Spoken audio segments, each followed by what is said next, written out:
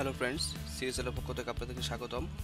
আজকে যে বিষয়টা নিয়ে আলোচনা করব সেটা হচ্ছে ইলাস্ট্রেটরের স্মার্ট গাইড। স্মার্ট গাইডটা হচ্ছে আপনি একটা অবজেক্ট তৈরি করছেন, এখন এই অবজেক্টটা মুভ করার সময় সে আপনাকে একটা রুল দেখাবে, মার্জিন দেখাবে যে আপনি মুভ আসলে কতটুকু করতেছেন, কোন দিকে করতেছেন, কীভাবে করতেছেন, কত ডিগ্রি করতেছেন সেটা দেখাবে। তো এটা আসলে ডিফল্ট অবস্থায় ইলাস্ট্রেটর সেট আপ করার পরে থাকে, বাট অনেক সময় হয়তো চলে যেতে পারে। তো আপনি যদি আপনার ইলাস্ট্রেটর যদি না থাকে অপশনটা, আপনি এখান থেকে নিয়ে আসতে পারেন ভিউ থেকে স্মার্ট গাইড। স্মার্ট গাইড আমার এখন টিকমার নাই, এর মানে হচ্ছে অপশনটা এখন কাজ করবে না। আপনি দেখেন আমি মুভ করাচ্ছি কিন্তু আমার আগের মতো সে অ্যালাইনটা শো করতেছে না। তো এর জন্য যেটা করবেন, ভিউ থেকে স্মার্ট গাইড অপশন ক্লিক করে দেবেন, দেন অ্যালাইন যখন করবেন সে অটোমেটিকলি আপনাকে নির্দিষ্ট একটা অ্যালাইন দেখাবে। তো দেখেন এরপর আপনি এখান থেকে এডিট থেকে স্মার্ট গাইডের নির্দেশনা আছে যে আসলে কত ডিগ্রি কতটুকু মুভ হলে সে আপনাকে অটোমেটিকলি দেখাচ্ছে যে গাইডটা। আপনি চাইলে এটা আরও স্মুথলি কমাই নিতে পারেন, সে আরও দ্রুত দেখাবে। বা কালারটা আমরা যেটা যে লাইনটা দেখাচ্ছে, যে লাইনটা দেখাবে সেটা হচ্ছে হয়তো গ্রিন দেখাচ্ছে, আপনি চাইলে ব্ল্যাক করে নিতে পারেন, রেড করে নিতে পারেন আপনার ইচ্ছা। ওকে, তো এই হচ্ছে আমাদের স্মার্ট গাইডের মূল বিষয়। তো এরপর আমরা যেটা দেখবো সেটা হচ্ছে সিলেকশন টুল। সিলেকশন টুল তো আমরা সবাই জানি, এটা হচ্ছে সিলেকশন টুল, এটা হচ্ছে ডাইরেক্ট সিলেকশন টুল। তো আমরা সিলেকশন টুল নিয়ে এখন কাজ করতেছি। সেটা হচ্ছে আপনি ধরেন আপনি বিভিন্ন অবজেক্ট তৈরি করছেন, তো এর জন্য যে সিলেক্ট করলেন সেটা করে কী করতে পারেন, মুভ করতে পারতেছেন, মাউস দিয়ে মুভ করতে পারতেছেন, কিবোর্ডের left right up and down দিয়ে মুভ করতে পারতেছেন। তো এটা আসলে সিলেকশন টুল। এরপর কন্ট্রোল এবং অল্টার। তো আপনি যদি যখন মুভ করাচ্ছেন ওই মুহূর্তে যদি আপনি কন্ট্রোল ধরেন তাহলে কী হবে, কন্ট্রোল ধরলে দেখেন একটা ডিরেকশন দেখাবে, আর যদি অল্টার ধরেন অটোমেটিক একটা ডুপ্লিকেট হয়ে যাবে, মানে ফটোকপি হবে আরেকটা। তো এরপর যদি কন্ট্রোল অল্টার ধরেন তাহলে কী হলো, আপনার আরেকটা মুভ হয়ে গেল, যেটা অল্টার ধরলেও হয়ে যায়।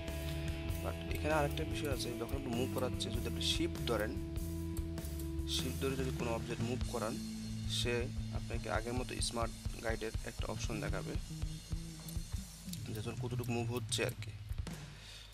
তো এরপর আপনি আরেকটা দেখেন এখানে সিলেকশন, যেটা আমরা দেখলাম যে direct selection tool. Direct selection tool কী করে, ডাইরেক্ট সিলেকশন টুলটা হচ্ছে জাস্ট অ্যাঙ্করটা সে সিলেক্ট করে। এতে কী হবে, আপনি ধরে মুভ করালে ওটা অটোমেটিকলি ইনক্রিজ হবে, ডিক্রিজ হবে। তো যেটা আমরা অ্যারো কি দিয়ে করতে পারি, আপ অ্যান্ড ডাউন দিয়েও করতে পারি। তো এ হচ্ছে ডাইরেক্ট সিলেকশন টুল কাজ। এই দুইটা অ্যাঙ্কর সিলেক্ট করলেন এভাবে করে নিতে পারেন, এখান থেকে দুইটা অ্যাঙ্কর সিলেক্ট করলেন এভাবে করে নিতে পারেন। তো এইভাবে আসলে আমরা অ্যাঙ্করগুলোকে সিলেক্ট করে নিতে পারি, বিভিন্ন রকম আমরা ইফেক্ট তৈরি করতে পারি। তো এ হচ্ছে সিলেকশন টুল। এরপর আসছে আমাদের ল্যাসো টুল। আমরা যে এখানে ম্যাজিক টুল, ম্যাজিক ওয়ান টুল, ল্যাসো টুল, এই টুলগুলো এক ধরনের সিলেকশন টুল। তো এই টুলগুলো কীভাবে কাজ করে সেটা দেখাচ্ছে।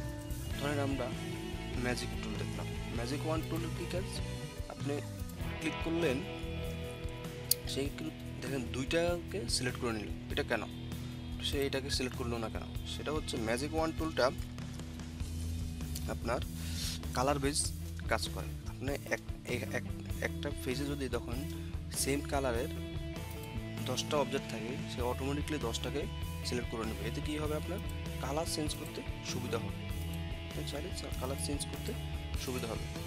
সরি। তো এরপরে আপনি ম্যাজিক ওয়ান টুল দিয়ে ম্যাজিক ওয়ান টুলের টলারেন্সটা আপনি কমায় বাড়ায় নিতে পারেন। এতে কী হবে, আপনার হয়তো কালারের যেই আমি যে যখন কালোটা ধরবো তখন এটা ধরতেছি, যদি আমি টলারেন্স আরও কমাই নিই, তাই শুধু আমার শুধু কালোটাই ধরবে। দেখেন এখন শুধু কালোটাই ধরতেছে, এখন শুধু একটাই ধরতেছে। এখন সেম এক কোডের কালার হইলে সে ধরবে না, ধরবে না। এটা হচ্ছে টলারেন্সের কাজ। আচ্ছা, তো আমরা ম্যাজিক ওয়ান টুল কাজ দেখলাম। এখন দেখুন ল্যাসো টুল। ল্যাসো টুল আসলে কীভাবে কাজ করে, ল্যাসো টুল আসলে মূলত আমাদের কাজ করে হচ্ছে যখন আমরা একটা অ্যাঙ্কর তৈরি করার পরে বা একটা শেপ তৈরি করার পরে চারপাশ দিয়ে ঘুরিয়ে নিব, অটোমেটিকলি সে যতটুকু আমরা রাউন্ড করলাম বা সিলেকশন করলাম সে অতটুকুকেই সিলেকশন করে দিই। যেমন ধরেন আমি যদি এইটুকু করি তাহলে এখানে একটা অ্যাঙ্করকে সে সিলেক্ট করবে, তাহলে কী হবে আগের মতো ডাইরেক্ট সিলেকশনের মতো সে কাজ করতেছে। আমি তো আবার এভাবে করে দিই, তাহলে দেখেন এখানে এই অ্যাঙ্করটাকে ধরছে, এই অ্যাঙ্করটা এগুলো সবকে ধরছে। বা আগের মতো যদি আমি যদি এইটুক করি মাছ দুটোকে সে অটোমেটিকলি সিলেকশন করে নিছে। তো এই হচ্ছে আমাদের ডাইরেক্ট ল্যাসো টুলের কাজ। আমরা তো ল্যাসো ওয়ান টুলের কাজ শেষ। এরপর আমরা দেখব অ্যালাইনমেন্ট। অ্যালাইনমেন্ট সম্ভবত আমরা আগে থেকেই টুকটাক জানি, তারপর আমি আমার টিউটোরিয়ালের সুবিধার্থে আপনাদের কাজের সুবিধার্থে দেখাচ্ছি। অ্যালাইনমেন্ট হচ্ছে আপনি ধরেন আপনার এখানে 4টা অবজেক্ট আছে, 4টা অবজেক্টকে একসাথে সিলেক্ট করলেন, সিলেক্ট করলে এখানে অ্যালাইন ক্লিক করে নিলেন, বা আপনাদের এখানে যদি অ্যালাইন অপশনটা না আসে উইন্ডো থেকে অ্যালাইনমেন্টটা বাইর করে নেবেন, তাইলেই হবে। তো দেখেন আপনি চাইলে নিজের মন মতো করে এখানে যেই পজিশনটা আসলে আপনার দরকার সেটা অ্যালাইন করে নিতে পারেন, ঠিক আছে। এই হচ্ছে অ্যালাইনমেন্টের কাজ। তো লেফট, রাইট, হরিজন্টাল, ভার্টিক্যাল যে কোনো দিক থেকে আপনি অ্যালাইন করে নিতে পারেন আপনার অবজেক্টগুলোকে।